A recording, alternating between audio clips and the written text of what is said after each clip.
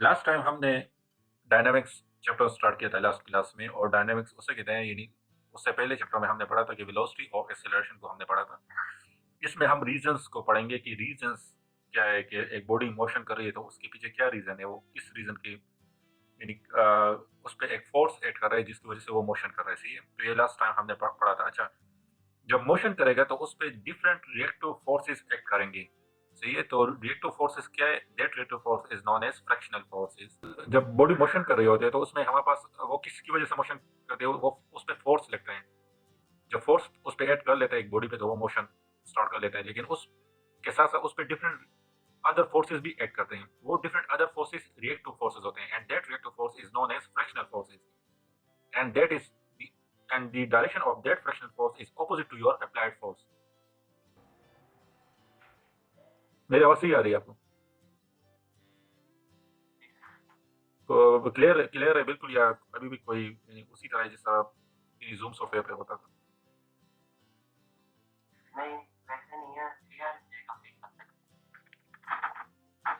अच्छा अच्छा। अच्छा, ये सब कुछ ये सारा हमने पढ़ा था लास्ट टाइम। सही है, ये motion and force and motion. अच्छा, ये सब कुछ हमने पढ़ा था। यहाँ पे फ्रैक्शनल फोर्स किसने, गैलीलियो ने फ्रैक्शनल फोर्स को इंट्रोड्यूस किया था आफ्टर 2000 ईयर। सही है, तो कल हमने यहाँ तक पढ़ा था। आज हम स्टार्ट करेंगे Newton law of motion. We have three Newton law of motion. So the first law is, अच्छा, जैसे Newton introduce this law in, अच्छा, पहले एरिस्टोटल था। एरिस्टोटल ने क्या कहा था? एरिस्टोटल ने यही कहा था कि अगर हम स्पीड को, यानी फोर्स को जितना इंक्रीज करेंगे तो उतना बॉडी, इतना स्पीड उसका ज्यादा होगा। यानी एक बॉडी पे अगर हम कोई फोर्स अप्लाई कर ले, अगर वो फोर्स ज्यादा हो तो वो बॉडी ज्यादा मोशन करेगा, अगर वो फोर्स कम हो तो बॉडी कम मोशन करेगा। Means force is direct proportion to the motion of the body. Okay, उसके बाद गैलीलियो वो आ गया, उसने कहा कि नहीं, इस तरह नहीं है, उस पर एक दूसरा फोर्स भी ऐड करता है, और दूसरा फोर्स कौन सा है? वो फ्रैक्शनल फोर्स है, and that force is opposite to your applied force. Fractional force क्या है वो मैंने कल आपको समझाया था। उसके बाद न्यूटन आ गया। न्यूटन ने गैलीलियो का जो कंसेप्ट है उसको अपना बेस बने रहो, उसने फर्दर उसको प्रोसीड किया, उससे उसने लॉ ऑफ मोशन उसने इंट्रोड्यूस किए। उसने three law of motion introduce किए न्यूटन ने। अच्छा, कल मैंने आपको कहा था कि न्यूटन जब हम नाम के लिए यूज करें, Newton is also the name of the scientist, तो यहाँ पे इन्होंने कैपिटल एन से रिप्रेजेंट किया हुआ है। सही है, और अगर इसको मैं यूनिट के लिए यूज कर लूँ तो यूनिट के लिए यहाँ पे इन्होंने स्मॉल लेटर से इंट्रोड्यूस किया हुआ है। तो आपको यानी ये क्लियर करना होगा कि अगर यूनिट के लिए कुछ यूनिट इस तरह हैं जो साइंटिस्ट के नाम है। सही है, तो उनको अगर आपने एज ए यूनिट लिखना है तो उसको स्मॉलर केस में लिखना है, लेकिन अगर एज ए साइंटिस्ट नेम लिखना है तो उसको कैपिटल लेटर में लिखना है। सही है। अच्छा, न्यूटन फर्स्ट लॉ क्या था? न्यूटन फर्स्ट लॉ यही था, if a body at rest will remain at rest, and if a body in motion will continue and will remain in motion unless an external force act on that body. तो यही उसका concept था, यानी acceleration उसमें बिल्कुल zero होगा। सही है, अगर रेस्ट में होगा, एक बॉडी रेस्ट में हो तो फिर भी एक्सेलरेशन जीरो होगा, क्योंकि वेलोसिटी हमेशा जीरो है। अगर बॉडी यूनिफॉर्म वेलोसिटी के साथ ट्रेवल कर रही हो तो फिर भी एक्सेलरेशन जीरो होगा, क्योंकि बॉडी यूनिफॉर्म वेलोसिटी के साथ ट्रेवल कर रहा है। सही है, सही है। तो न्यूटन फर्स्ट लॉ, अच्छा बुक में क्या कहते हैं न्यूटन, अच्छा, ऐसा use Galileo ideas to produce a theory of motion express in his three law of motion. The first law of motion restate Galileo deduction about the natural state of body. अच्छा, every body continue in its state of rest or with uniform velocity unless acted on by a resultant force. सही है, unless acted on by a resultant force, अगर उस पर force act कर ले तो फिर उसको एक्सेलरेशन में उस बॉडी को एक्सेलरेट कर लेते हैं। और कितना फोर्स एक्ट कर ले, कितना एक्सेलरेशन प्रोड्यूस होगा, जितना फोर्स हमने एक्ट किया divide by mass of that body, इतना एक्सेलरेशन मेरे साथ प्रोड्यूस होगा। सही है, अगर कोई फोर्स में एक्ट ना करूं कोई किसी बॉडी पे, let's say this is my body, इसमें कोई फोर्स में एक्ट नहीं कर रहा तो ये मेरे साथ रेस्ट में होगा। सही है, लेकिन अगर मैं फोर्स एक्ट करूं और वो फोर्स यूनिफॉर्म ना हो, सही है, तो कितना एक्सेलरेशन वो प्रोड्यूस करेगा? फोर्स अप्लाइड, जितना मैंने उस पर फोर्स अप्लाइड किए डिवाइड बाय मास, मास इस बॉडी का मास। सही है, तो इतना एक्सेलरेशन इस बॉडी में प्रोड्यूस होगा। अच्छा, this law tell us what a force does. It disturbs the state of rest or velocity of the body. Velocity of a body. The property of a body to state the property of a body to stay in a state of rest और uniform velocity is called inertia. अच्छा, inertia एक दूसरा term है जो Newton first law में mostly use होता है, और इनर्शिया डिपेंड करता है मास में, सही है। अगर एक बॉडी का मास ज्यादा होगा तो इनर्शिया भी ज्यादा होगा, लेकिन अगर बॉडी का मास कम होगा तो इनर्शिया भी कम होगा, सही है। किस तरह? अगर बॉडी का मास बहुत ज्यादा है, एक बहुत बड़ा ये बॉडी है मेरे साथ, सही है, तो इसको मैं बहुत आसानी के साथ डिस्प्लेस नहीं कर सकता, इस बॉडी को, सही है। इस बॉडी को मैं बहुत आसानी के साथ डिस्प्लेस नहीं कर सकता क्योंकि बहुत ज्यादा फोर्स इसके लिए रिक्वायर्ड होगा, तो ये रिमेन एट रेस्ट होगा, सही है। जितना ज्यादा मास होगा उतना रिमेन रेस्ट होगा, उतना इनर्शिया उस बॉडी का ज्यादा होगा, सही है। लेकिन अगर इस ह्यूज मास को, इस ह्यूज बॉडी को मैं मोशन दे दूं, तो फिर इसको रोकना बहुत मुश्किल है। आपको एक ह्यूज फोर्स रिक्वायर्ड होगा इस बॉडी को, अगर आपने इस बॉडी को रेस्ट रेस्ट पोजीशन में लाना है, सही है। तो इट मींस इसका इनर्शिया ज्यादा है, इसकी वजह से यानी it will this body to stay in a state of rest और यूनिफॉर्म वेलोसिटी, इसका इनर्शिया। समझ आ गया इनर्शिया का? कोई क्वेश्चन तो नहीं है? अच्छा, न्यूटन सेकंड लॉ, अब सेकंड लॉ की तरफ आ जाते हैं। Newton second law tells us that what happen if a force is exerted on a body. वही बात है जो मैंने अभी कुछ देर पहले मैंने आपसे डिस्कस की। If a force is exerted on a body it cause the velocity to change. The force exerted on a body at rest में it move, it give it velocity. The force exerted on a moving body make its speed increase और decrease, सही है। अगर एक moving body है uniform velocity के साथ जा रही है और आप उस पर फोर्स ऐड कर ले, तो वो उसको या इंक्रीज कर लेगा स्पीड को या डिक्रीज कर लेगा। अगर ऑपोजिट फोर्स आप उस बॉडी पे अप्लाई कर लो तो उसको डिक्रीज कर लेगा। और change in direction of motion, या उस बॉडी का जो डायरेक्शन है उसको चेंज करेगा। अच्छा, चेंज इन स्पीड और वेलोसिटी इज एक्सेलरेशन, सही है। चेंज इन स्पीड और acceleration is velocity is acceleration. Newton second law relates the magnitude of this acceleration to the force applied. कौन सा फार्मूले से F is equal to ma? It also introduced the idea of a mass of a body. Mass is a measure of inertia. अभी मैंने आपसे कहा कि mass depend upon the inertia depend upon the mass for a body to change its velocity. The bigger the mass, the more difficult it is to change its state of rest or velocity. A simplified form of Newton's second law is for a body of constant mass, its acceleration is directly proportional to the resultant force applied on it. The direction of the acceleration, अच्छा यहाँ पे मेरे साथ F is equal to ma है, सही है। तो मेरे साथ इसमें मास कांस्टेंट है, सही है। तो जो फोर्स का डायरेक्शन होगा वही एक्सेलरेशन का भी डायरेक्शन होगा, सही है। यानी force is a vector quantity, acceleration is a vector quantity. So the direction of force applied on a body is same as the direction of the acceleration of that body. अच्छा, direction of acceleration is in the direction of resultant force. In other words, the relation between force and acceleration is this. Symbol is this. Unit is Newton, and 1 Newton is equal to kilogram meter per second square. अच्छा, where F is the resultant force. Resultant force है F, सही है। अगर F इस body पे F इस direction में act कर रहा है तो इसका only one component and that is -y component. if this force act on this body in this direction, then this force will also have one component and that is fx। अगर इस direction में इस body पे मैं force act कर दूं, सही है, तो as we know that force is a vector quantity, सही है। तो इसको आप रिजोल्व करोगे fx में, यानी इसको आप स्प्लिट अप करोगे G into its component fx and fy, सही है। अच्छा, इस बॉडी पे लेट से मैं फोर्स ऐड कर रहा हूं और ये बॉडी लेट से दिस इज द रूट्स। अच्छा, ये बॉडी इस रास्ते पे जा रही है। अच्छा, यहाँ पे एक ऑपोजिट फोर्स फ्रैक्शनल फोर्स इस पे ऐड कर रहा है, सही है, फ्रैक्शनल फोर्स, सही है, and that I represent that fractional force by small f, okay. अच्छा, मैं फोर्स ये ऐड कर रहा था, सही है। तो आपने इसको क्या करना है, इसको कंपोनेंट्स में डिवाइड करना है, सही है। अच्छा, इस बॉडी पे एक दूसरा फोर्स ऐड कर रहा है और वो फोर्स क्या है, वो mg, इस बॉडी का मास मल्टीप्लाई बाय 9.8, ओके। अच्छा, ये रोड जो है, रोड उस पे एक ऑपोजिट फोर्स ऐड कर रहा है और ऑपोजिट फोर्स क्या है, नॉर्मल फोर्स है, that is normal force Fn, सही है। तो आपने इसको किस तरह फाइंड करना है, आपने जो फाइनल इक्वेशन लिखनी है तो इस फोर्स को आपने स्प्लिट करना है Fx और Fy में। तो क्या हो जाएगा, Fx माइनस F, ये इज इक्वल टू 0, ये एक इक्वेशन आ जाएगा मेरे साथ, सही है। दूसरा इक्वेशन क्या आएगा, अच्छा हमारे पास एक्स एक्सिस में कितने फोर्सेस ऐड कर रहे हैं, एक्स एक्सिस में ओनली दो फोर्सेस ऐड कर रहे हैं,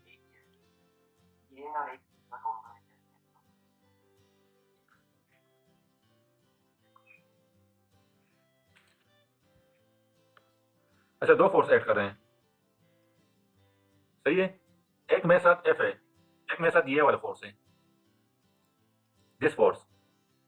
एक, अच्छा, इसका x component and its x component is this one and that is in the O plus x direction. ये डायरेक्शन कौन सा है?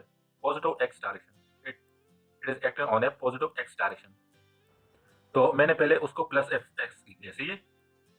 इसी तरह एक ऑपोजिट फोर्स ऐड कर रहे हैं and that opposite force is the frictional force and that is represented by this small f. ये कौन से डायरेक्शन में? In the minus x direction, negative x direction. So I write minus then f. So only these two forces acting on this body. So I add all these forces, all these x directional forces and equate it to 0. मैंने उसको 0 equal कर दिया, सही है। अच्छा, similarly मैं y components भी इस तरह ले लूंगा। y मेरे साथ क्या है?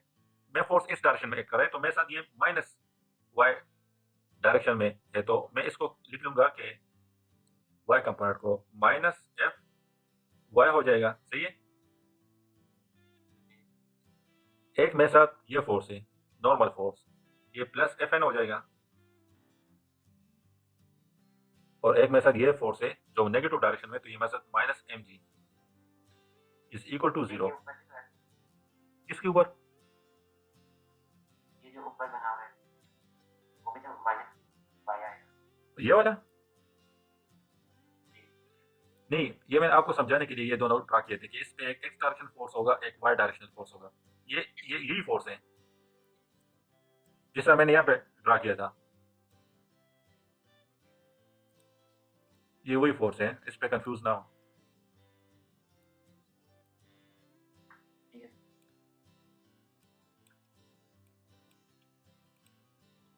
अच्छा, तो आपने जब न्यूमेरिकल्स को सॉल्व करने हैं तो इस तरह यानी ये मेथड अपनाना है, सही है। और इस चैप्टर के न्यूमेरिकल्स इतने मुश्किल नहीं है, like as we did in last chapter. जो लास्ट चैप्टर में थे उसके इतना मुश्किल नहीं है, यानी इस चैप्टर के न्यूमेरिकल्स, सही है। अच्छा, रफ कर दूं, क्लियर कर दूं सर?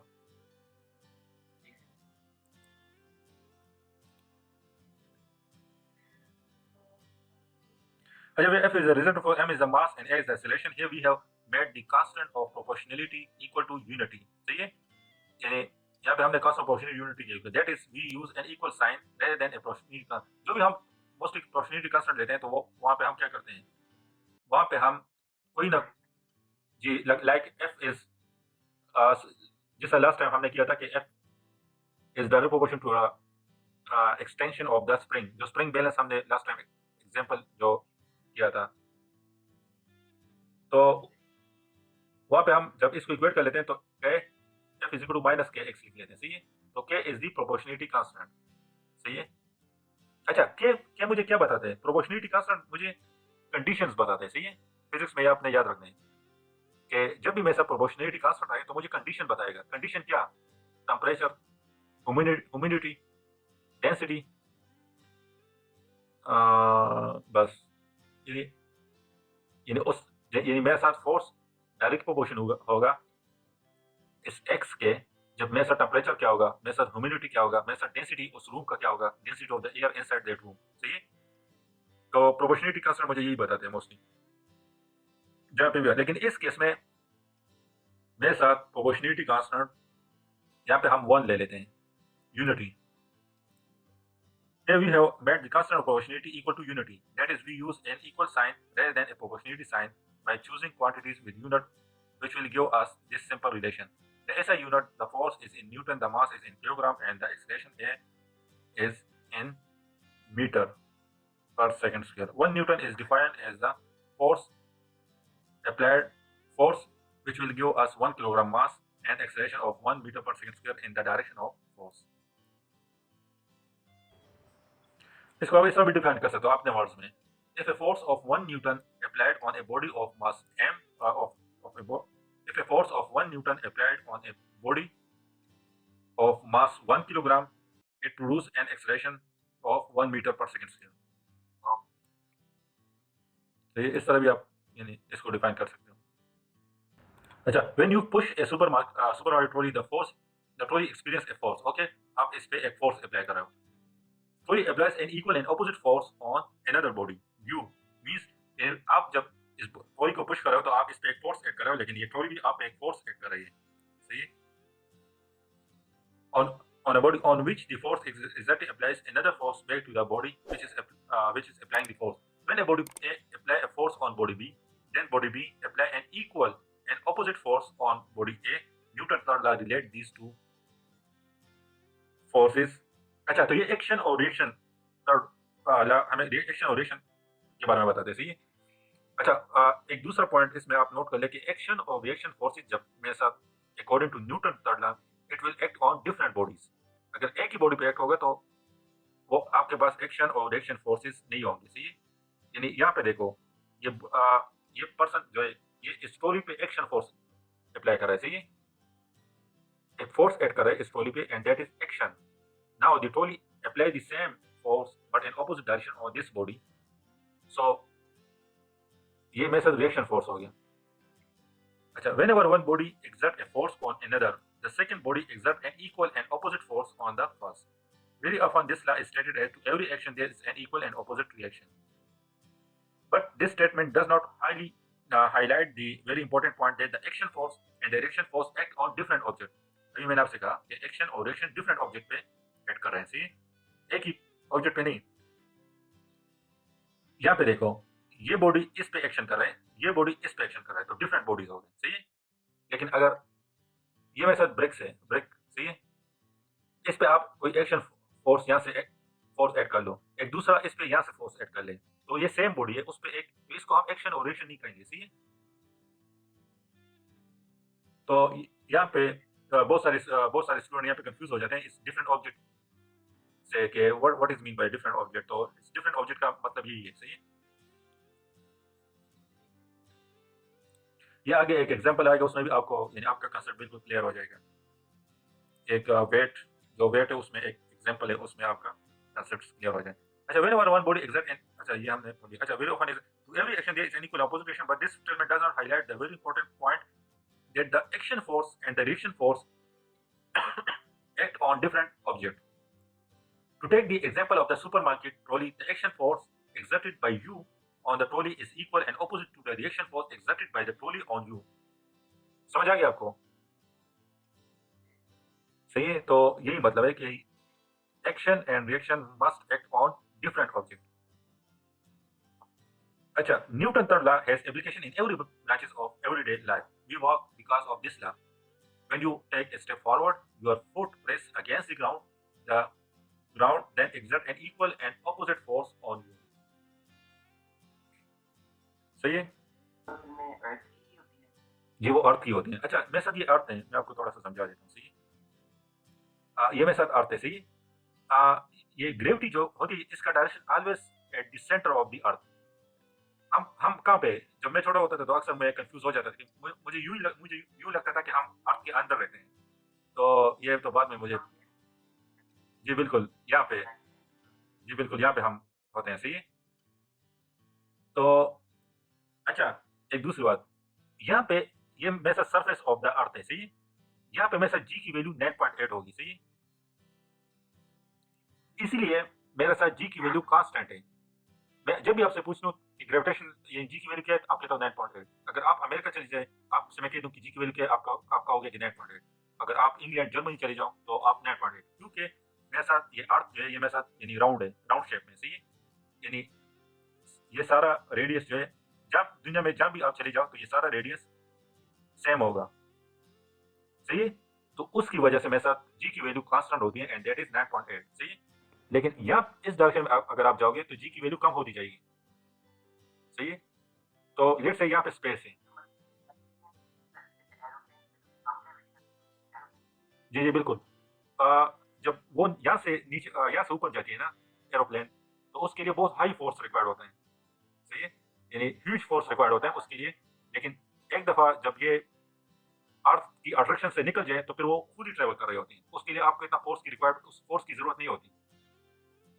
अच्छा, आपने देखा होगा एक मूवी थी मेरे साथ, अच्छा इसमें देखो, यहाँ पे ये लोग स्पेस की तरफ जा रहे हैं। सही है?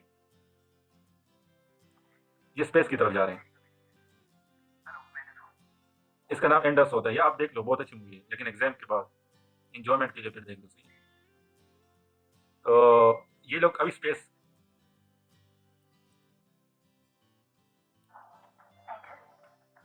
ये कैसा नाम है?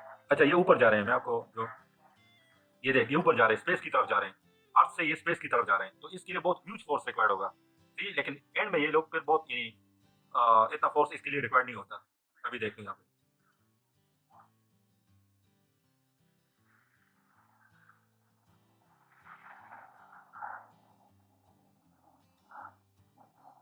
अच्छा ये देख, कोई सब हिल रहे हैं, यानी यहाँ पे कोई मोशन नहीं कर रहा है, क्योंकि ह्यूज फोर्स रिक्वायर्ड है। तो उसके बाद ये लोग ये स्पेस के रेंज से जब निकल जाए तो फिर यहाँ पे देखो, हाँ फिर,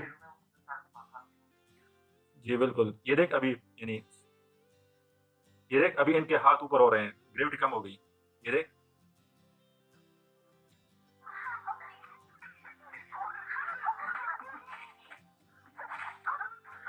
अच्छा इसका वो ये ऊपर जा रहे हैं, ग्रेविटी कम है, सही है।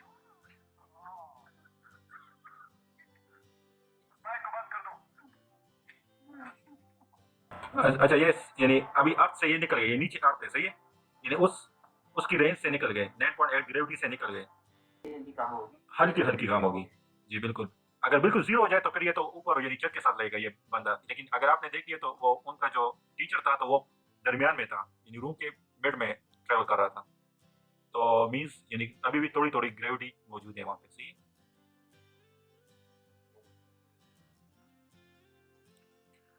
अच्छा अच्छा, Newton third law has application in every branch of everyday life. We walk because of this law. When you take a step forward, your foot press against the ground. The ground then exert an equal and opposite force on you. This is the force on you which propel you in your path. सही है। In space में आप दौड़ नहीं सकते, यहाँ पे आप दौड़ सकते हो, क्योंकि आप यहाँ पे एक्शन और रिएक्शन बहुत यानी स्मॉल टाइम लैप्स में आप एक्शन और रिएक्शन कर रहे होते हो, तो उस वजह से आप यहाँ पे आसानी के साथ यानी। अच्छा, space rocket work because of this law to expel the exhaust gases from the rocket exert a force on the gases। ये रॉकेट गैसेस पे फोर्स ऐड करेगा और ये गैसेस रॉकेट पे फोर्स ऐड करेगा, तो ये रॉकेट ऊपर जाएगा। The gases exert an equal and opposite force on the rocket accelerating it forward।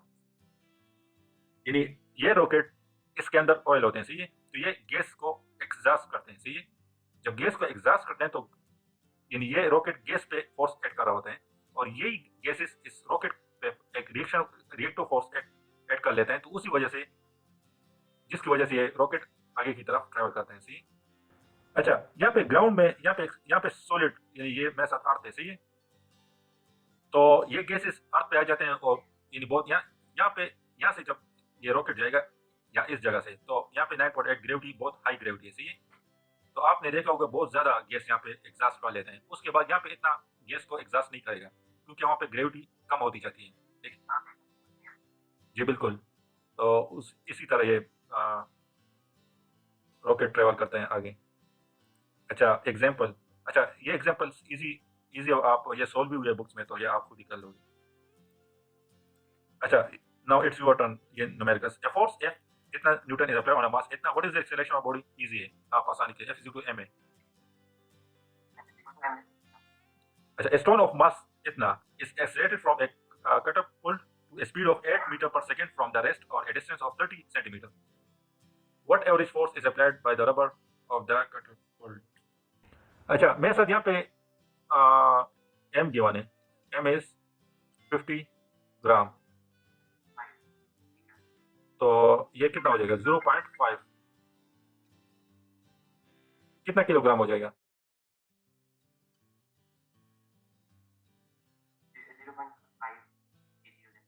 0.05 kg हो जाएगा,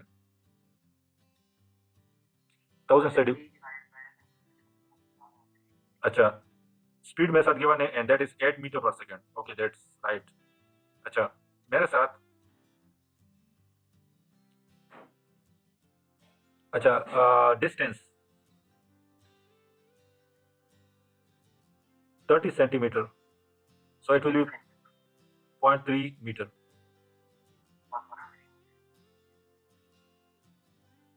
अच्छा what average force is applied by the rubber of the catapult? अच्छा मेरे साथ स्पीड किसकी इक्वल है, s is equal to sorry S नहीं, V को मैं कंसिडर कर देता हूँ कि V speed is equal to S divide by T, distance cover by body divide by time. सही है, तो distance 0.3 divide by T, speed कितना है 8, तो इससे मेरे साथ टाइम आ जाएगा।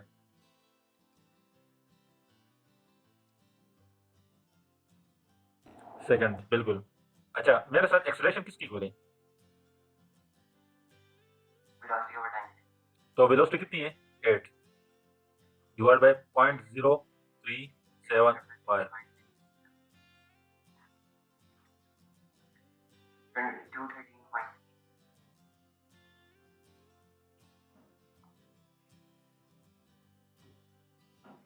ये आ जाएगा। अच्छा, F is equal to M है, बस उस फार्मूले से फिर आप कर लो। एम मेरे साथ 0.5 मल्टीप्लाई करिए तो 10.6 आ जाएगा आपके पास फोर्स।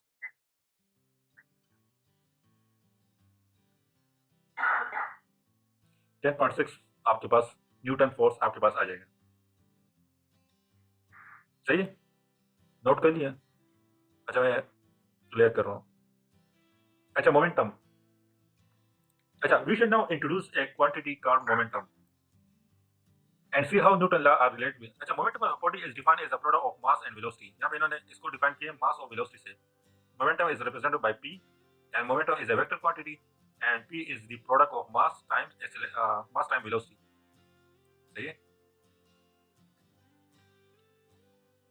अच्छा, एक बॉडी का मोमेंटम कांस्टेंट होगा कब, जब उसका मास ज्यादा हो वेलोसिटी कम हो, या अगर उसका मास कम होगा तो वेलोसिटी ज्यादा होगा। सही है, यानी अगर आप क्रिकेट बॉल को देख लो तो उसका मास कम है लेकिन उसकी वेलोसिटी ज्यादा है, लेकिन उसका मोमेंटम इक्वल होगा उस बॉडी से, लेट्स से स्टोन से, जिसका मास बहुत ज्यादा हो और उसका स्पीड बहुत कम हो। सही है, तो मोमेंटम में यानी आप मास और वेलोसिटी में वेरिएशन कर सकते हो। So momentum, in other word, momentum is equal to mass time velocity represented by small p is equal to m। अच्छा, unit of momentum is the unit of mass time the unit of velocity, that is kilogram meter per second, and alternative unit is the newton second। momentum,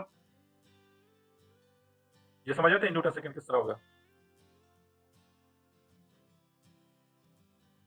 क्या है? Newton second alternative unit, ज्यादातर MCQs में आपके पास आ जाएंगे कि the unit of momentum is kilogram metre per second, अगर दे तो आपको समझ आ जाएगा एमवी से। सही है, लेकिन अगर न्यूटन सेकंड दे दें तो आपको समझ नहीं आएगा किस तरह है। Newton is force, second is time. सो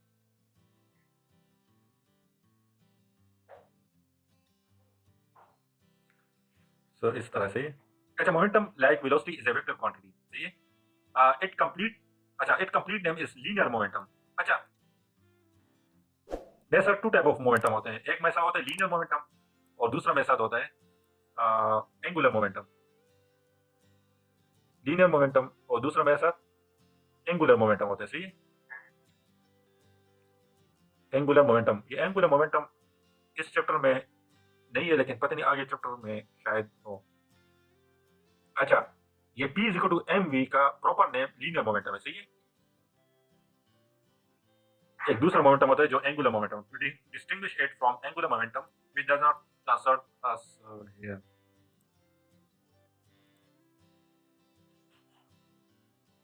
अच्छा, न्यूटन फर्स्ट लॉ। अच्छा, Newton first law state that every body continues in a state of rest और with uniform velocity unless act on by a resultant force। We can express this law in term of momentum।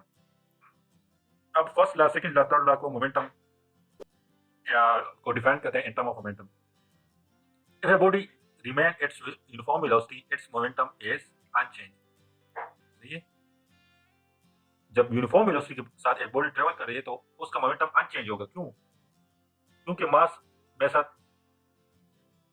Constant होता है। सही है, जब भी आप चले जाओ मास में साथ कांस्टेंट होगा। तो चेंजेस किसी वजह से आएंगे, वेलोसिटी की वजह से। वेलोसिटी की वजह से कब चेंजेस आएंगे, जब आप उस पर एक रिजल्टेंट फोर्स ऐड कर लो। सही है, तो न्यूटन फर्स्ट लॉ क्या कहता है कि मेरे साथ हमेशा बॉडी यूनिफॉर्म वेलोसिटी में होगा। अगर या तो बॉडी रेस्ट में होगा, अगर रेस्ट में होगा तो मोमेंटम उसका जीरो होगा। सही है, लेकिन अगर मोशन में होगा और मोशन यूनिफॉर्म वेलोसिटी होगा तो उसका मोमेंटम भी अनचेंज होगा, कांस्टेंट होगा. If a body remain at rest, again its momentum zero does not change.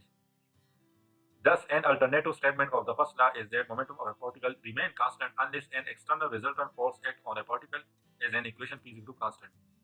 यानी एक बॉडी ट्रेवल कर रही है और वो बॉडी न्यूटन फर्स्ट लॉ को एक्सेप्ट कर रही है, न्यूटन फर्स्ट लॉ को ओबे कर रही है, तो उसका मोमेंटम क्या होगा? उसका मोमेंटम आपने बस कह देना है आंखें बंद करके कि उसका मोमेंटम कांस्टेंट होगा. सही, बिल्कुल.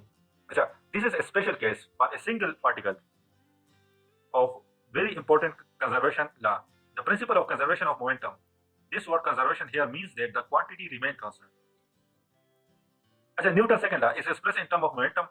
न्यूटन सेकंड लॉ को मोमेंटम में एक्सप्रेस करते हैं. अच्छा, किस तरह एक्सप्रेस करते हैं? न्यूटन सेकंड लॉ में सर किस उसका mathematical form F is equal to ma. सही है, तो इस A को मैं इस तरह लिख सकता हूं, तो इसको मैं इस तरह लिख सकता हूं P डिवाइड बाई T.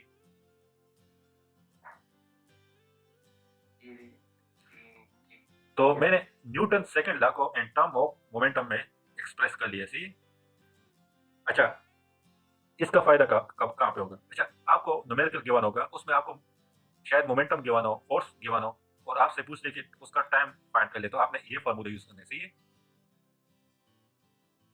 लेकिन अगर आपके पास मास गिवन हो, उस बॉडी का वेलोसिटी गिवन हो, उस बॉडी का force act on that body वो गिवन हो, तो टाइम फाइंड करने तो आपने ये फॉर्मूला यूज करना है. यानी गिवन डेटा को देख के आपने फॉर्मूले यूज करने. अगर मोमेंटम गिवन हो तो आपने इस एक्सप्रेशन को यूज करना है. तो ये आपने याद करना है, F is equal to P divide by T. अच्छा, we already have it in a form which relate the force acting on a body to a product of mass and acceleration of the body. Remember that the acceleration of a body is the rate of change of its velocity. The product of mass and acceleration then is just the mass times the rate of change of velocity. For a body of constant mass, this is just the same as the rate of change of mass times velocity, but mass times velocity is momentum. So the product of mass and acceleration is identical to the rate of change of momentum. Rate of change of momentum, यानी 1 second में कितना momentum change हो रहा है, तो वो force के equal होगा, force applied on that body. अच्छा, लेट्स से ये मेरे साथ बॉडी है. सही है. अच्छा, इसका मास m है, ट्रेवल इस डायरेक्शन में कर रहा है विद वेलोसिटी v. सही है. अच्छा, आफ्टर 1 सेकंड इसका मोमेंटम चेंज हो जाएगा. सही है. लेट्स से इस पोजीशन पे मेरे साथ m1 v1 है. सही है. तो आफ्टर 1 सेकंड ये बॉडी यहाँ पे आ जाएगा. सही है. तो इस मास तो कांस्टेंट होगा, वही होगा जो m1 था. सही, मास उतना रहेगा.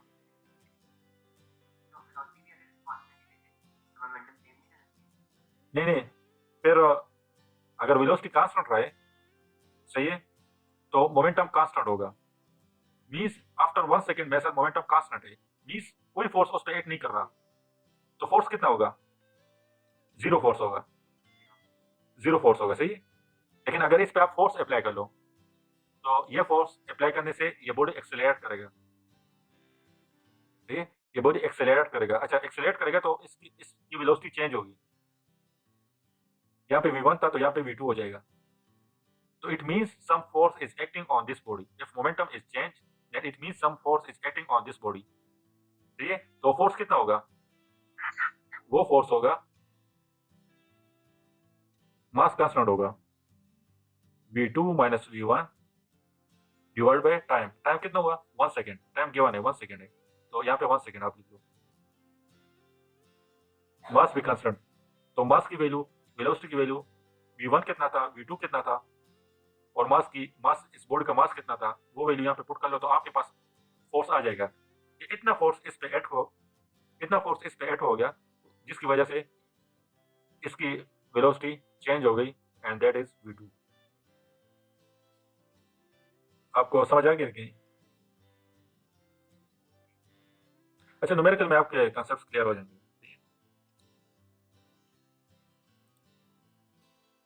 अच्छा, न्यूटन सेकंड लॉ, ये तो सारा clear. Mass is more. Thus Newton's second law is stated that the resultant force acting on a body is proportional to the rate of change in momentum. यानी अगर कोई बॉडी है जिस तरह हमने अभी ली है, सही है, अगर इस बॉडी पे कोई रिजल्टेंट फोर्स एक्ट नहीं कर रहा, कोई रिजल्टेंट फोर्स इस बॉडी पे एक्ट नहीं कर रहा, सही है, तो ये बॉडी, इसका मोमेंटम जीरो होगा, सही है। यानी ये बॉडी यहाँ पे जब आएगा, इसका अगर वेलोसिटी कांस्टेंट होगा तो इसका मोमेंटम जीरो होगा। यानी the resultant force acting on a body is proportional to the rate of change of momentum. अगर रिजल्टेंट फोर्स ज्यादा होगा तो v2 ज्यादा होगा, सही है। जब रिजल्टेंट फोर्स कब ज्यादा होगा, दैट इज डायरेक्टली, अच्छा सबक मेरे साथ, रिजल्टेंट फोर्स किसकी इक्वल है, m v2 minus v1 divide by time. अच्छा m ये तो कांस्टेंट है मेरे साथ, सही है, तो f is directly proportional to v2 minus v1। तो v1 तो कांस्टेंट रहेगा, v1 तो आप पहले नोट कर लोगे, रिजल्टेंट फोर्स से पहले कितना वेलोसिटी था वो तो आप नोट कर लोगे, वो तो कांस्टेंट रहेगा, सही है। अच्छा अभी मैं फोर्स अगर ज्यादा अप्लाई कर लूं तो उसकी वेलोसिटी ज्यादा होगी, तो ये डिफरेंस ज्यादा आएगा। अगर मैं कम फोर्स अप्लाई कर लूं तो उसकी वेलोसिटी v2 कम होगी, तो ये डिफरेंस कम होगा। ये आप नोट कर ले अपने साथ, वैसे ना बाद में कंफ्यूज हो। ये जो एक्सप्लेनेशन मैंने कर, जी, मास और टाइम कांस्टेंट है, तो ये आप एक्सप्लेनेशन में, यानी फॉर एग्जांपल ये आ गया आपका, तो आप एक्सप्लेनेशन में ये कर सकते हो, सही है। यानी ये बहुत अच्छा एक्सप्लेनेशन है, आप ये मैथमेटिकल फॉर्म भी इसमें शामिल कर दो। यानी इसमें क्या क्या है, the resultant force acting on a body is proportional to the rate of change of momentum. तो मोमेंटम में आप कह दो कि लेट से मेरे साथ मास और टाइम मेरे साथ कांस्टेंट है, तो अगर मेरे साथ v1 कांस्टेंट होगा, लेकिन अगर मैं फोर्स को ज्यादा कर लूं तो उसका v2 ज्यादा होगा, जिसकी वजह से मेरे साथ डिफरेंस ज्यादा आएगा। जब डिफरेंस ज्यादा आएगा तो मेरे साथ मींस मेरे साथ रिजल्टेंट फोर्स ज्यादा है। समझ आ गया, इसका v2 भी बढ़ेगा। जी बिल्कुल। यानी आप जब गाड़ी को चला रहे होते हैं तो उसकी v1 वेलोसिटी, यानी बिल्कुल लेट्स से वो रेस्ट पे हो, सही है, आपकी बॉडी रेस्ट पोजीशन में हो, तो उसकी v1 क्या होगी, जीरो होगी। लेकिन अगर आपकी गाड़ी की इंजन उस पर फोर्स ऐड कर ले तो वो उसका v2 बढ़ता जाएगा with the passage of time. अच्छा the concept of proportionality is made equal to unity as described. अच्छा हेंस द सेकंड लॉ, अच्छा सेकंड लॉ उन्होंने उसी तरह एक्सप्रेस किया हुआ है जिस तरह मैंने अभी कुछ टाइम पहले आपको एक्सप्रेस किया। Resultant force acting on a body is equal to the rate of change of momentum, okay, F is equal to del P divide by del T, change in momentum divide by change in time. यानी आपकी गाड़ी for example rest position में, तो v1 क्या होगा, zero, stop watch आपके पास है, t1 क्या होगा, जीरो। लेकिन जैसे ही आप गाड़ी स्टार्ट कर लेते हैं तो v2 क्या होगा, उस पे t2 आपके पास क्या होगा, तो आप उससे मोमेंटम फाइंड, अच्छा आपकी गाड़ी की मास कितनी है तो आप उससे फोर्स ऐड कर लेते हो, इंजन का फोर्स, सही है, इंजन का फोर्स आप इससे ऐड कर लेते हो, तो उसके बाद आपको यानी पता लग जाएगा आपको उससे क्या आएगा, सही है। आपको आपके पास, यानी फॉर एग्जांपल मैं फेज 3 से लम्स यूनिवर्सिटी जाऊंगा तो कितना फोर्स रिक्वायर्ड होगा, सही है।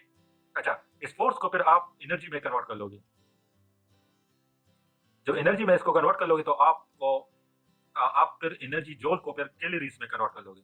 1 जोल, आई थिंक 1 जोल इज इक्वल टू 4.18 कैलोरीज, सही है। तो आपको फिर यानी उससे आप फिर फाइंड कर सकते हो कि इतना ऑयल की जरूरत होगी मुझे, यानी इतनी एनर्जी की जरूरत होगी मुझे, इतनी कैलोरी एनर्जी की जरूरत। तो यहाँ पे आप में और आम शख्स में फिर डिफरेंस यहाँ पे क्रिएट हो जाता है कि आपको पहले से अंदाजा होगा कि आप कितनी एनर्जी यहाँ पे मुझे रिक्वायर्ड होगी। डिफरेंस किसकी वजह से क्रिएट हो गया, फिजिक्स की वजह से, सही है। तो इस फार्मूले से आप बहुत कुछ फाइंड कर सकते हो। अच्छा फॉर कांस्टेंट मास, अगर मेरे साथ मास कांस्टेंट है तो यहाँ पे मैं पी को लिख लूंगा, सही है, चेंज इन पी किसकी इक्वल है, एम वी के divide by change in time. तो मास मेरे साथ कांस्टेंट है तो मास को उन्होंने बाहर कर दिए, तो change in velocity divide by change in time, and as we know that change in velocity in change in time is equal to acceleration. अच्छा शायद एग्जाम में ये आ जाए, सही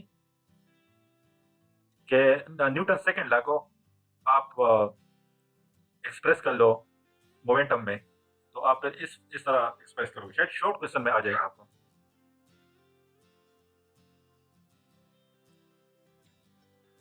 अच्छा, note that F represent the resultant force acting on a body. ये आपने, यानी अगर आपने ये फार्मूला लिखे हो तो आपने वहां पे यही कहना है कि F is the resultant force. See, F is the resultant force acting on a body.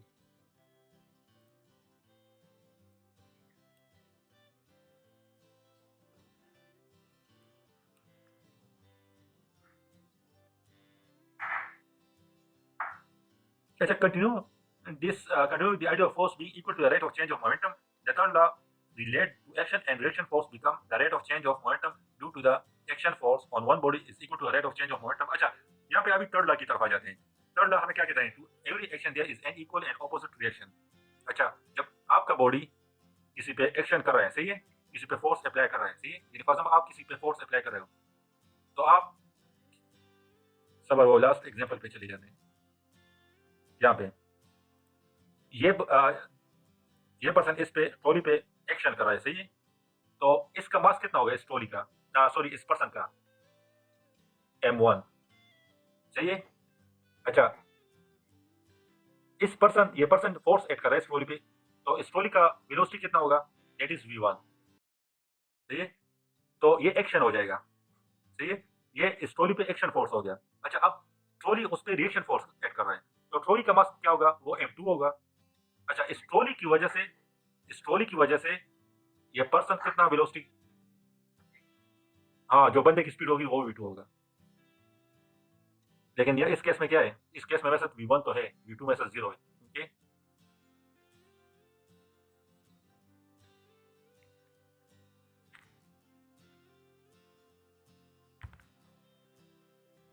समझ आ गया? तो v2 0 है क्योंकि ट्रॉली तो हम पे फोर्स इतना, उसका इतना फोर्स नहीं होता कि वो हमें पीछे कर दें।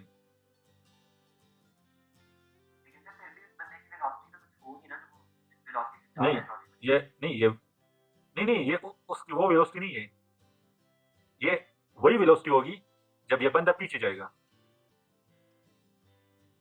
सही है, ऑपोजिट फॉर्म में होगा। हम कहते हैं ना, action is equal to reaction, सही है, यानी जितना मैं एक्शन करूंगा उसके इक्वल वो मुझ पर रिएक्शन फोर्स एक्ट करेगा, सही है। तो इसी तरह यहाँ पे मैं कह सकता हूँ कि मेरे साथ momentum of this body is equal to momentum of the trolley, momentum of this body acting on this trolley is equal to the momentum of this trolley acting on this body, यानी Newton third law हो गया, सही है। To every action there is an equal and opposite reaction, सही है, यानी ये इस पे ये मोमेंटम कर रहा है p1 और ये ट्रॉली उस पे p2 मोमेंटम के साथ एक्ट कर रहा है, तो एक्शन और रिएक्शन हो गया, सही है। लेकिन हमने इसको एक्सप्रेस कर लिए मोमेंटम फॉर्म में।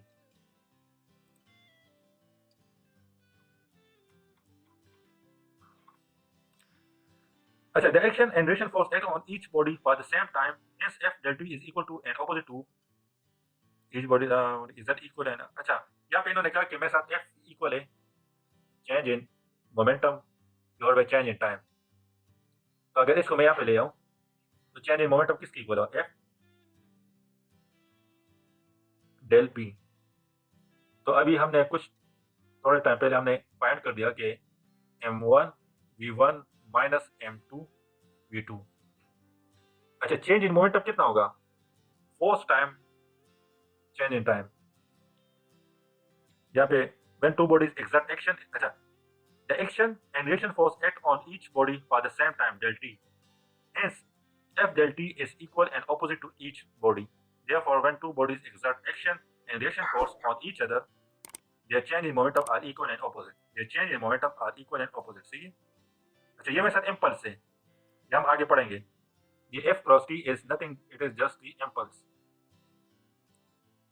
So impulse, और हम असल में कंफ्यूज थे, तो हम बस चेंज इन मोमेंटम से यूज करेंगे m1 v1 माइनस m2। बिल्कुल यही लिखेंगे।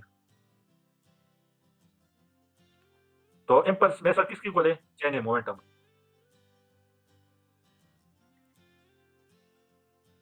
क्लियर कर दूं? अच्छा, वेट, अच्छा wait, we saw in topic 3 that all objects released near the surface of earth। अच्छा, ये वही बात है जो अभी मैंने आपसे डिस्कस कर ली, वो अर्थ से जो all objects released near the surface of the earth fall with the same acceleration। this acceleration of free fall. If air resistance can be neglected, the force caused this acceleration is the gravitational attraction of the earth on the object or the force of gravity. The force of gravity which act on an object is called weight of the body. मैंने आपसे अभी कह दिया कि आप Australia चले जाओ, Germany चले जाओ, वहाँ पे जी की वैल्यू क्या होगी? 9.8 सेम ही होगी, सही है। अच्छा, we can apply Newton second law.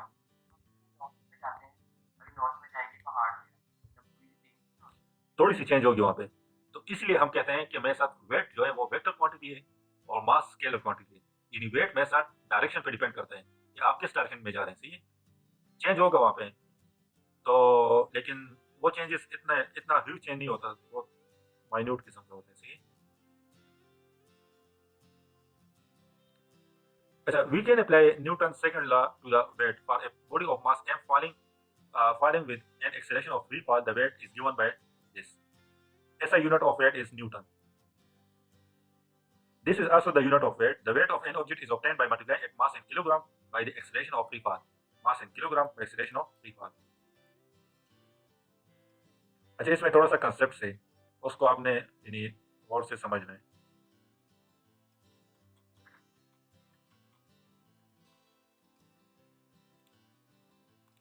For 9.8. अच्छा, thus a mass of 1 kilogram has a weight of 9.81 kg. Because weight is a force and force is a vector, we ought to be aware of the direction of the weight of the object. It is toward the center of the earth. सही है, toward the center of the earth. वही बातें जो मैंने अभी कुछ देर पहले आपसे डिस्कस की ली। Because weight always has this direction. जब भी आप चले जाओ तो आप वेट यानी आप फॉर एग्जाम्पल ये मेरा 5 किलोग्राम वेट है इसका, सही है। तो इस पे फोर्स कौन सा ऐड कर रहा है? mg, ग्रेविटेशनल अट्रैक्टिव फोर्स इस पे ऐड कर रहा है, सही है। तो जिसकी वजह से इसका वेट कितना हो गया? 5। अच्छा, इस पे मैं एक ऑपोजिट फोर्स ऐड करूंगा, इस पे मैं एक ऑपोजिट फोर्स ऐड करूंगा और इस डायरेक्शन में ऐड करूंगा, सही है, जो इसके इक्वल होगा, सही है। अच्छा, हम कभी भी ऐसा नहीं करते कि जब भी हम कोई किसी चीज का बैलेंस कर रहे होते हैं तो हम उसको पहले रेस्ट पोजीशन में ले आते हैं, उसको हम पहले रेस्ट पोजीशन में ले आते हैं। ऐसा नहीं करते कि मोशन कर रहा हो हम कहते कि जी ये ले लो, ये 5 किलोग्राम हो गया, ये 10 किलोग्राम हो गया, हम उसको रेस्ट पोजीशन में ले आते हैं। आपने देखा होगा बाजार में कहीं पे भी मार्केट में चले जाओ, उसको आप रेस्ट पोजीशन में ले आओ, उसके बाद ही तो रेस्ट पोजीशन का क्या मतलब है? मींस ये mg जो है ये किसके इक्वल हो गया? टेंशन के इक्वल हो गया, टेंशन के, सही है। अच्छा, वो टेंशन यहाँ पे मुझे दे देते हैं, वो टेंशन ये स्केल है, सही है। स्केल पे मुझे आ जाता है कि इसका कितना वेट है, 5 किलोग्राम वेट है या 10 किलोग्राम है, सही है। ये स्प्रिंग इसको ऊपर की तरफ खींच रहा है और ये वेट नीचे की तरफ जाने की कोशिश कर रहा है। ये वेट नीचे की तरफ जा रहा है और ये टेंशन इसको, ये हुक इसको ऊपर की तरफ खींच रहा है। तो जब रेस्ट पोजीशन में आ जाते हैं दोनों, तो हम फिर मेजरमेंट कर लेते हैं कि कितना है, इसका वेट कितना है, 5 किलोग्राम है, 10 किलोग्राम है या कितना वेट है, सही है। अगर ये हुक मैं इसे हटा दूं तो किस डायरेक्शन में जाएगा? मींस मेरे साथ टेंशन 0 हो गया तो नीचे जाएगा, अर्थ की तरफ जाएगा, सही है। तो वेट का डायरेक्शन क्या हो गया? Downward, toward the centre of the earth. अच्छा, because weight always has this direction, we do not need to specify direction every time we give the magnitude of the weight of the object. हम हमेशा ये नहीं कहते हैं कि इसका ये 5 किलो है, ये फॉर एग्जांपल कराची में ये 5 किलो है, लाहौर में ये 10 किलो है, बस हम क्योंकि उसका डायरेक्शन हमेशा डाउनवर्ड होता है, सही है। वेट का डायरेक्शन हमेशा toward the centre of the earth होता है, तो उसका हम ये नहीं कहते कि कराची में इसका वेट 5 किलोग्राम है, लाहौर में इसका वेट 10 किलोग्राम है, पेशावर में इसका वेट 15 किलोग्राम है, सही है। क्योंकि सबको पता है कि यहाँ पे लिखा we do not need to specify the direction every time we give the magnitude of the weight of the object. समझ आ गया आपको? हम हमेशा मैग्नीट्यूड की बात करते हैं वेट की, सही है। अच्छा, how do we measure mass and weight if we hang an object? अच्छा, इसमें वही बात है जो मैंने अभी आपसे डिस्कस कर दी। If you hang an object from a Newton balance, you are measuring its weight. The unknown weight of the object is balanced by a force provided by the spring in the balance from a previous calibration. This force is related to the extension of the spring. वही बातें जो हमने कल discuss कर दी थी। F is derived to extension x. There is a possibility of confusion here. The Body Newton balance may indeed be calibrated in Newton, but all commercial spring balance, for example, the balance at fruit and vegetable counters in supermarkets, are calibrated in kilogram. Such balance are really measure the weight of the are really the measuring the weight of the fruit and vegetable, but the scale reading which you are using in your laboratory is in mass unit because there is no distinction between mass and weight in everyday life. अच्छा everyday life में हम मास और wait में distinguish नहीं करते, सही है? यानी हम मोस्टली कहते हैं कि वेट में सब कहाँ स्टार्ट होता है, जहाँ भी आप चले जाओ तो वेट आपका कहाँ स्टार्ट होगा, सही है? तो the average shopper thinks of 5 kilogram of mangoes as having a weight of 5 kilogram. In fact, the mass of 5 kilogram has a weight of 49 kilogram.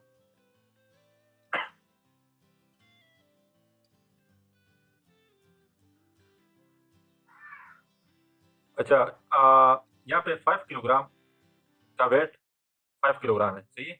जब मैं आपसे कह दूं कि इस बॉडी का मास 5 किलोग्राम है, तो आप क्या, अगर मैं आपसे कह दूं कि इसका वेट भी 5 किलोग्राम है,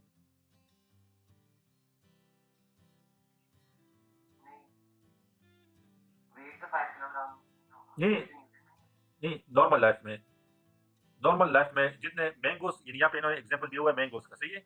यानी मैंगोस का जितना वेट होगा, जितना मास होगा उसका, मैं आपसे कह दूं कि इस मैंगोस की कितना मास है, तो आप कहते हो 5 किलोग्राम, सही है? मैं कह दूं कि इसका वेट कितना है, तो आप कहते हो 5 किलोग्राम। तो नॉर्मल लाइफ में हम मास और वेट में डिफरेंस क्रिएट नहीं करते, लेकिन एक्चुअली इसमें डिफरेंस है। एक्चुअली इसमें in actual there is a difference between mass and weight, सही है? अगर मैं कह दूं कि क्या डिफरेंस है, मैं कह दूं कि मास 5 किलोग्राम है, तो उसका वेट 5 किलोग्राम नहीं होगा, एक्चुअली उसका वेट क्या होगा, 5 मल्टीप्लाई बाय 9.8।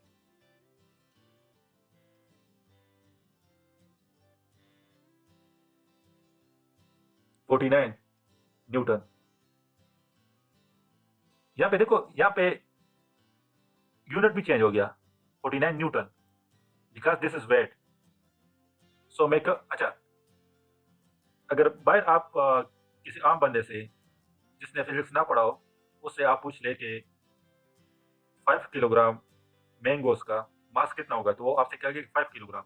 आप कहे तो कि 5 किलोग्राम का वेट कितना होगा, वो तो वेट तो नॉर्मली 5 किलोग्राम है, लेकिन अगर आप उससे पूछ लो कि इस मैंगो का वेट 5 किलोग्राम, इसका मास कितना होगा, तो वो आपको कहेगा कि 5 किलोग्राम, सही है? लेकिन अगर आप किसी फिजिशियन से पूछते कि मेरे साथ मास जो है इस मैंगोस का 5 किलोग्राम है, तो इसका वेट कितना होगा, तो आपको ये नहीं कहेगा कि 5 किलोग्राम, वो आपको कहेगा 49 न्यूटन। इसका वेट 49 न्यूटन है, वो यानी W इज mg। तो in fact the mass of 5 kilogram has a weight of 49 Newton, सही है? समझ आ गया आपको? कोई क्वेश्चन तो नहीं है? अच्छा, आगे बढ़ते हैं। अच्छा, the word balance in the spring balance and in the laboratory top pen balance relate to the balance of force। Laboratory में जो हम यूज करते हैं टॉप पेन बैलेंस, वो हमारे साथ बैलेंस ऑफ फोर्स होते हैं, वहां पे हम एक्चुअल वर्ड यूज करते हैं, लेकिन स्प्रिंग बैलेंस में हम मास और वेट को इक्वल लेते हैं, सही है? किलोग्राम में, सही है? इन्हें आम लाइफ में, नॉर्मल आम लाइफ में आप चले जाओ तो वहां पे हम मास और वेट को इक्वल लेते हैं। अच्छा, in each case the unknown force the weight is equal by a force which is known through calibration. अच्छा, a way of comparing masses is to use a beam balance or lever balance। see figure has here the weight of the object is balanced। अच्छा, जब आप बाजार में चले जाओ तो वहां पे आपको लेवर बैलेंस मिलेगा या बीम बैलेंस मिलेगा, सही है? तो वहां पे हम क्या करते हैं, वेट ऑफ द ऑब्जेक्ट, जो ऑब्जेक्ट या फ्रूट होगा उसका is balance against the weight of some masses. कुछ मासेस होते हैं, उसके साथ हम उसको बैलेंस कर लेते हैं, which has previously been calibrated in mass unit, जिसको हमने पहले कैलिब्रेट किया होता है। अच्छा, कैलिब्रेशन का समझ आ गया आपको? उसके ऊपर क्या लिखा होता है, 5 किलोग्राम, तो आप यानी ये कैलिब्रेशन है। जी बिल्कुल, तो ये कैलिब्रेशन है उसका, सही है? कि ये सॉर्ट ऑफ कैलिब्रेशन है कि इसका 5 किलोग्राम वेट है, दूसरे का 10 किलोग्राम होगा, तो ये कैलिब्रेशन है, सही है? अच्छा, the word balance here refer to the equilibrium of the beam when the beam is horizontal. जब हॉरिजॉन्टल हो जाए, the movement of weight on one side of the pier is equal and opposite to the movement on the other side of the pier, because weight is given to the product of mass and the acceleration of the free fall means g। the equality of the weight means the mass are also equal। जब balance हो जाए तो हम कहते हैं कि ये इतना किलोग्राम है। अच्छा, we have introduced the idea of weight by thinking about an object in free fall, but object at rest also have weight। the gravitational attraction on a, अच्छा यहाँ पे नीचे आ जाते हैं। अच्छा, we have introduced the idea of weight by thinking about an object in a free fall. Okay, by thinking about the object in a free fall, like this book. अच्छा, but object at rest also have weight. ये book मेरे साथ rest position में है, लेकिन इसका भी कोई वेट है. Also have weight. The gravitational attraction on the book is the same when whether it is falling or whether it is resting on the table. The fact that the book is at rest tells us by Newton's first law that the resultant force acting on it is zero. Resultant force acting on it is zero means मेरे साथ एक ऊपर की तरफ force act हो रहा है. ये टेबल उस पे ऊपर की तरफ फोर्स एक्ट कर रहा है, लेकिन ये बुक इस टेबल पे नीचे की तरफ फोर्स एक्ट कर रहा है. तो क्या मतलब हुआ? यानी normal F N minus F N ऊपर की तरफ है, तो ये प्लस होगा, प्लस वाई एक्सिस में. जबकि एम जी मेरे साथ नेगेटिव डायरेक्शन में, तो माइनस होगा. तो रिजल्टेंट फोर्स मेरे साथ जीरो होगा. अच्छा, यहाँ पे जीरो क्यों है? रेस्ट में. Good ji. Resultant force acting on it is zero. So there must be another force acting on the book which exactly balance its weights. In figure 4.6, the table exerts an upward force on the book. This force is equal in magnitude to the weight but opposite in direction. It is a normal contact force. इसको हम normal contact force कहते हैं. सही है? ये ऊपर की तरफ जो जा रहा है, normal contact force. Contact because it occurs due to the contact between book and table, and normal because it acts perpendicular to the plane of the contact. अच्छा, this book remain at rest. This book remain at rest on the table because weight W of the book downward is exactly balanced by the normal contact force are exerted by the table on the book. The vector sum of these force is zero. जिस तरह भी मैंने कुछ time पहले कहा. So the book is in equilibrium. See, a very common mistake is to state that by Newton's third law, W is equal to R. W is equal to R, but these two forces are both acting on book and cannot be related by third law. Third law force act on different bodies. अच्छा,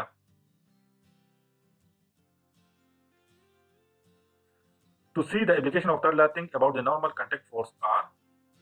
This is an upward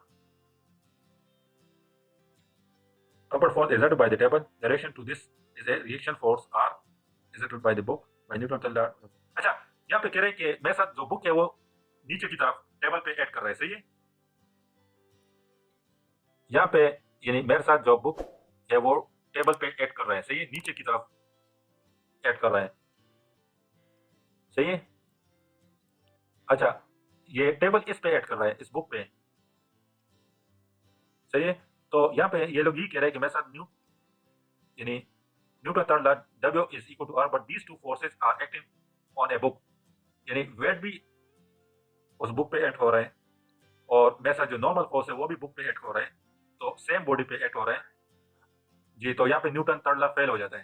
यानी अगर आप ये concept use करो कि इस book पे force add हो रहा है, तो वहाँ पे न्यूटन थर्ड लॉ फेल हो जाते हैं, क्योंकि न्यूटन थर्ड लॉ हमें कहते हैं कि the every action and reaction force act on different bodies, but here it acting on a same body, and that is book.